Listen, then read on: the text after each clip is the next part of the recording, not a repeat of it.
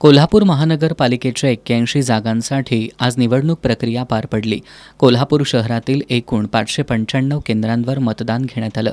या संपूर्ण केंद्रावर वयोवृद्ध लोकांची संख्या लक्षणीय दिसून आली. त्याचबरोबर दिव्यांग बांधवांनी सुद्धा मतदानाचा हक्क बजावला.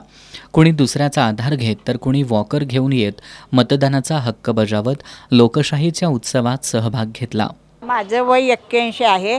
मी एकटी राहते, पण मी मतदान करायला इथं आलेले आहे. मला सगळ्यांनी साथ देऊन मला इथं आणून मतदान करणार आहे मी. असंच सर्वांना तुम्ही साथ द्यावी. चालायला होत नाही तरी पण मी मतदान करायला आलेली आहे. माझं वय आहे 66. माझा मणक्याचा प्रॉब्लेम आहे, त्यामुळे चालायला येत नाही. तरी देखील काही मातांनी आपल्या लहानग्यांना सोबत घेऊन मतदान केंद्रावर येत मतदान केलं. मतदानाचा हक्क सर्व नागरिकांनी बजावलाच पाहिजे.